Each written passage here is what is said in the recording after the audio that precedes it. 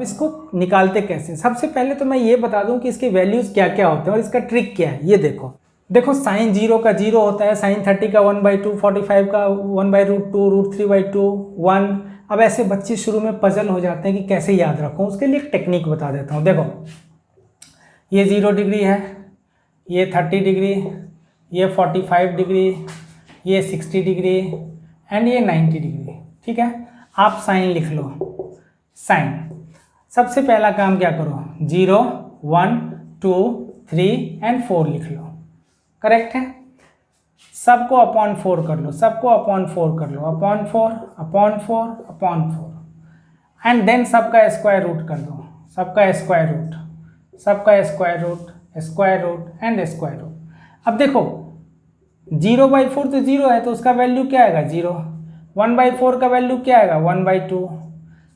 ये कट के 1/2 हो गया तो इसका स्क्वायर रूट है तो ये क्या आएगा 1 का स्क्वायर रूट तो 1 और 2 का स्क्वायर रूट √2 तो ये हो गया 1/√2। ठीक है, ये क्या हो जाएगा √3 का रूट तो √3 होगा, अपॉन 4 का रूट क्या होगा 2 तो ये हो गया √3/2 और ये 4 और 4 कट के 1 हो गया तो 1 का स्क्वायर रूट क्या होगा 1।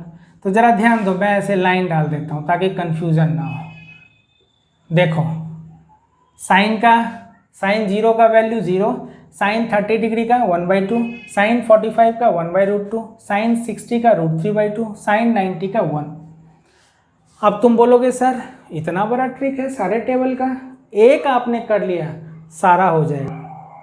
अब कैसे होता है ये देखो, कॉस में क्या होता है कंप्लीमेंट्री एंगल्स होता है। कंप्लीमेंट्री एंगल्स मतलब जिन दो एंगल का सम 90 हो उसको कंप्लीमेंट्री एंगल बोलते हैं।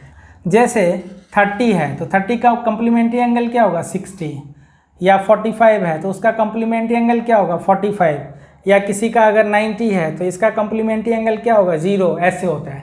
तो साइन और कॉस जो होता है वो हमेशा कंप्लीमेंट्री होते हैं, साइन और कॉस हमेशा कंप्लीमेंट्री होते हैं। मतलब कि साइन में 30 का वही वैल्यू होगा जो कॉस में 60 का होगा, साइन में 45 का वही वैल्यू होगा जो कॉस में 45 का होगा, साइन में 90 का वही वैल्यू होगा जो कॉस में 0 का होगा। Both are complementary. ठीक है, दोनों का एंगल का सम 90 अगर हो रहा है तो दोनों का सेम वैल्यू होगा। मतलब यही हुआ इसका मतलब, दोनों एंगल का सम अगर 90 हो रहा है तो एक का साइन और एक का कॉस दोनों सेम होगा। तो अब आ जाओ यहाँ पे, साइन 0 का वैल्यू तो कॉस में 90 का वैल्यू होगा, यानी कि ये 0 हो गया। साइन 30 का वैल्यू जो है वो कॉस में 60 का वैल्यू हो जाएगा, बताया था ना 30 और 60 90। तो साइन 30 का जो वैल्यू है 1/2 वो कॉस में 60 का वैल्यू हो जाएगा, ये 1/2। फिर आ जाओ साइन 45, तो 45 90 होता है तो साइन 45 का जो वैल्यू है वही कॉस 45 का होगा, तो ये भी 1/√2 हो जाएगा। अब उल्टा चलोगे इधर से, देखो 0 वाला यहाँ आ गया, 30 वाला यहाँ आ गया, 45 वाला यहाँ आ गया, 60 वाला यहाँ आ जाएगा और 90 वाला यहाँ आ जाएगा। ऐसे भाई देखो ना, साइन 60 तो कॉस 30, अगर साइन 60 का जो वैल्यू है वो कॉस में 30 का वैल्यू होगा तो ये √3/2 हो गया, और साइन में 90 का जो वैल्यू है वो कॉस में 0 का हो गया तो वो 1 हो गया।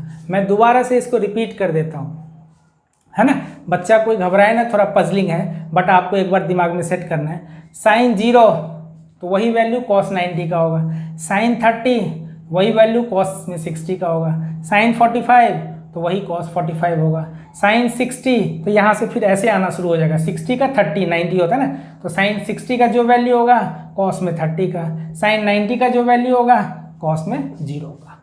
डन। अब टैन जो होता है वो होता है साइन अपॉन कॉस, जो आप आगे पढ़ोगे ट्रिग्नोमेट्रिकल आइडेंटिटीज़ में।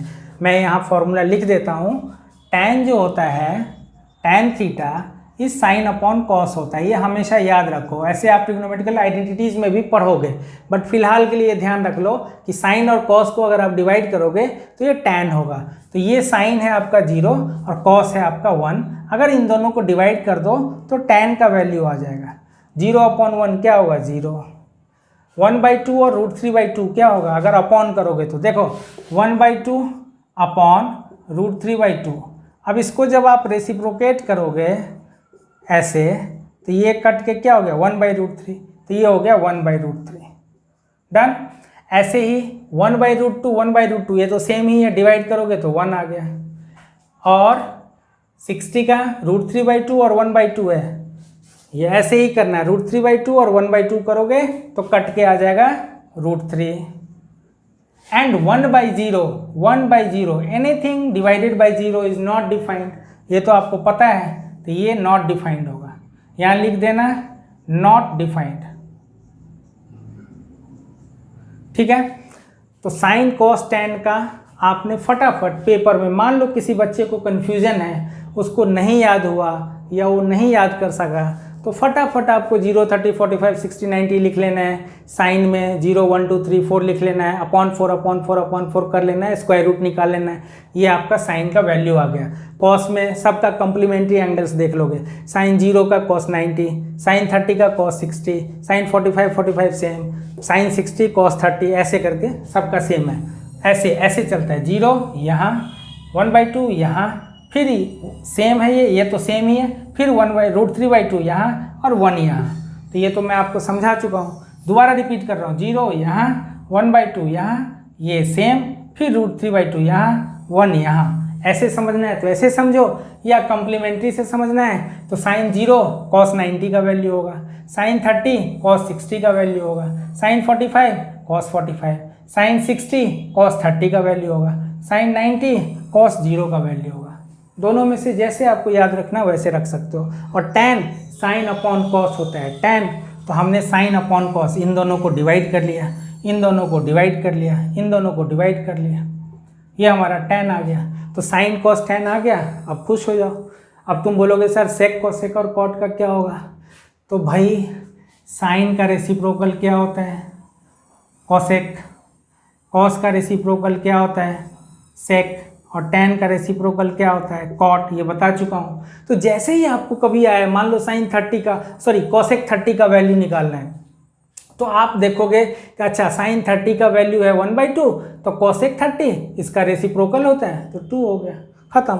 ऐसे ही रिपीट करके दिखा देता हूँ यहाँ पे, है ना। मान लो कभी अगर आ गया सेक 60, तो सेक 60 मतलब कॉस 60 का उल्टा 1/cos 60। तो आप cos 60 का वैल्यू देख लो फटाफट। cos में 60 का वैल्यू क्या है? 1/2। तो 1/2 का उल्टा क्या हो गया? 2, खत्म। ऐसे ही मान लो कभी आ गया cot 30, तो cot 30, cot किसका उल्टा होता है? रेसिप्रोकल tan का, tan 30। अब tan 30 क्या है आप देख लो, tan 30 है 1/√3, तो उसका रेसिप्रोकल क्या होगा? √3। तो ये रट्टे मारने की जरूरत नहीं है। सेक कोसेक और कॉट तो 2 सेकंड का काम है।